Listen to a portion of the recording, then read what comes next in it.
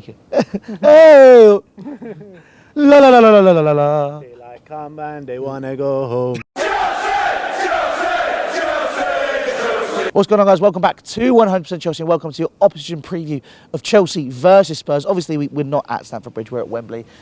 We live here and obviously I like this view, so we're going to keep using it. And listen, obviously, as well as this, we filmed a video on Kepa and we filmed the Twitter Reacts yesterday, so make sure you go and check those out. Also, there'll be links down in the description and all that good stuff. But I'm joined by the lads from We Are Tottenham TV. Ben, how you doing? I'm all right. A bit of a shit weekend for both of Yeah, us. how about you? You good? Yeah, all good, bro. Yeah. Let's glaze over the weekend, shall we? Because we can't really take the piss out of each other at all there. And let's go straight into the game. Yeah. Harry Kane's back.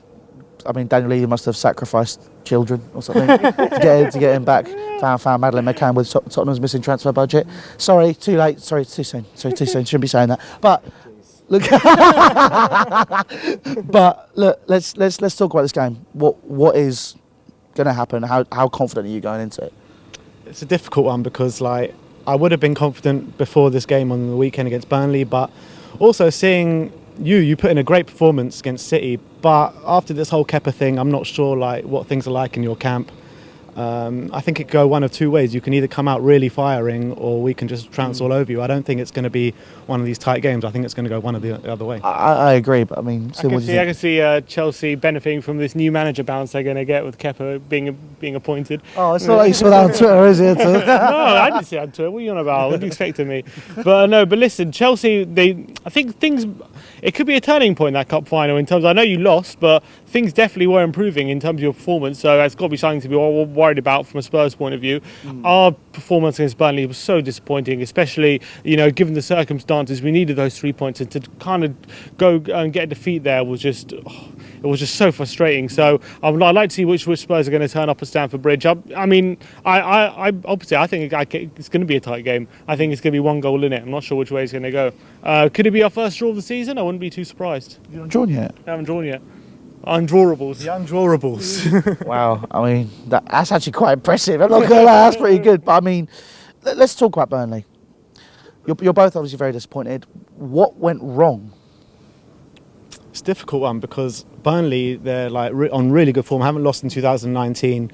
Their whole defence is so physical, they put in good shape, good shift in, everything was going right for them and we just couldn't break them down. Our chances were far and few between.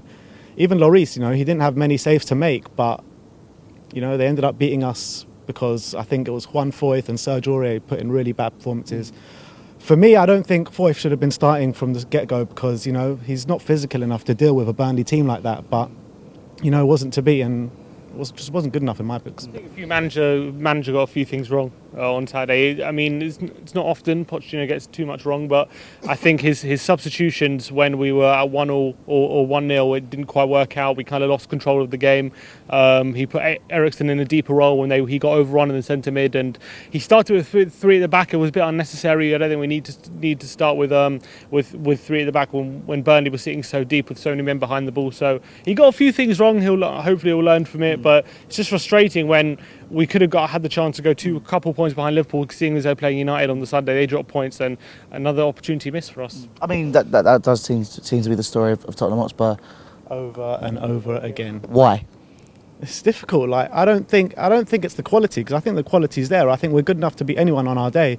It's the occasion every time. The occasion lets us down. The players just can't handle it. It's a mentality thing, in my opinion. I mean, that's exactly. Is it? I don't want to say small club mentality, because there's no doubt. I think Spurs are a big club. Let's not be stupid here.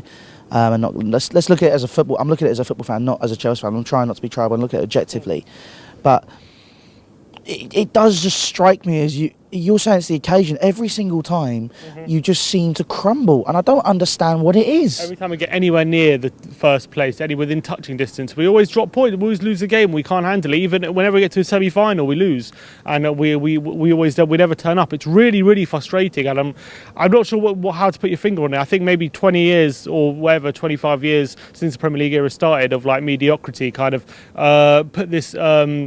Kind of in the fans' minds, this mentality, and I think there's a mentality of kind of when it gets to that stage, we kind of, I don't know what it is. I don't know. I don't know if it's the mentality of the club or the players or why it keeps happening. Because as my brother said, like we have the players. It's there for all to see. The talent we have in the squad. When there's no pressure on us, when we're chasing teams down, we're absolutely phenomenal. We we're very good at catching up to teams. But as soon as we get there, we seem to stumble and let them overtake us again. It's really frustrating. Is that a worry going into the game against us this week? No, because I think again we're quite good reacting to defeats. Whenever we have a bad result, we're quite good at getting an instant reaction from the team. And I feel like I'm hoping we'll put in a performance against you guys. The motivation will be there. The rivalry between Spurs and Chelsea has been massive in the past few years. So I can't say anything other than the players being fired up. And if I was Chelsea, I'd be worried. I think that the reaction that Spurs are going to give. But saying that, in the League Cup, you guys in that first half absolutely battered us. So that's got to be something to look at. Well, can't have a repeat of that kind of performance, but I think we'll be all right on Wednesday. The thing is, I think pressure's more on you this week on Wednesday than it is on us. Top four for us, I wouldn't say it's kind of done, but I would like to say it's done. I think we're 7 points above Man United or Arsenal.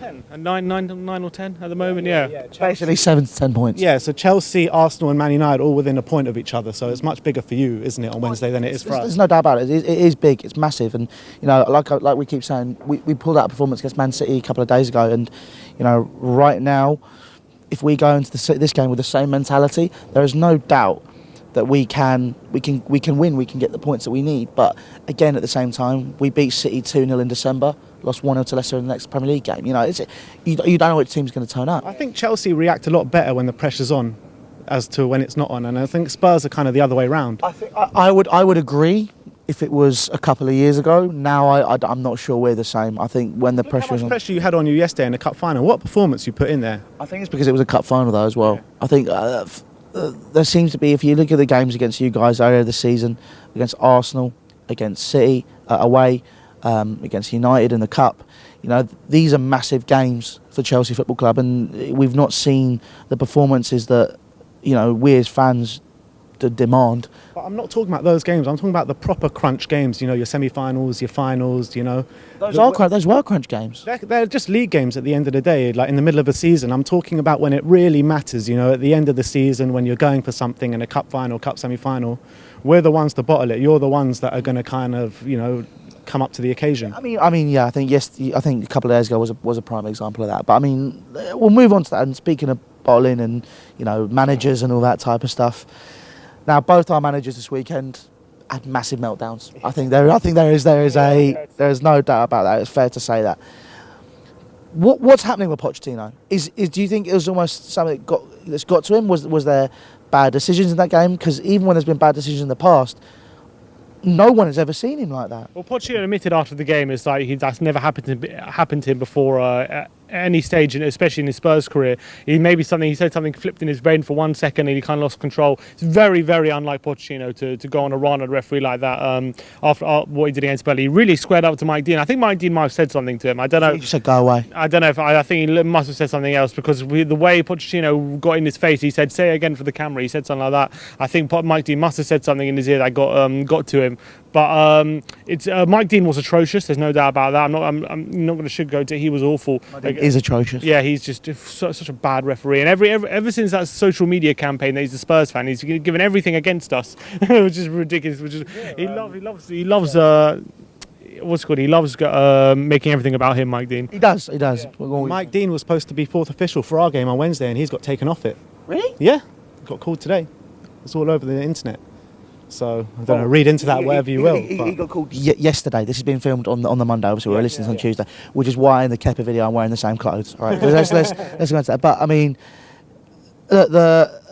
think both managers have got something there. There's a lot of fire, and I think I kind of really I liked seeing that from Sarri. Despite the situation, I think the Kepa thing was disgraceful. I think there's no other way of putting it. They're both saying it's misunderstanding. I understand you're trying to protect the players, but at the same time, this is where I'm kind of seeing similarities in how Sarri and Pochettino work. I feel that they're both very protective of their players, and then even when the players are in the wrong, they protect them.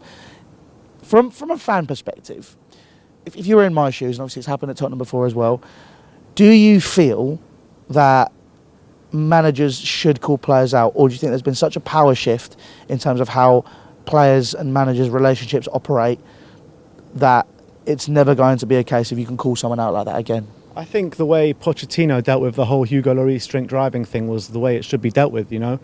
Everything done behind closed doors. He was injured for a couple of games, so that he wasn't really injured, he's just dropped.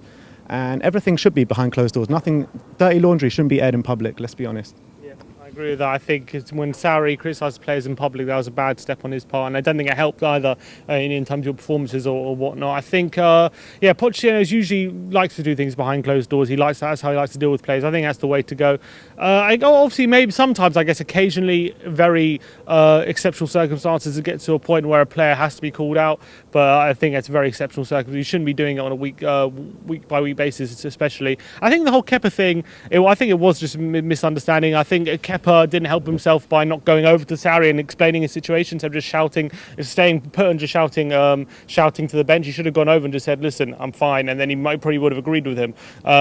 So I think in that case, I think the whole thing has been a bit overblown. But I think, I think Sarri's right not to call him out in public.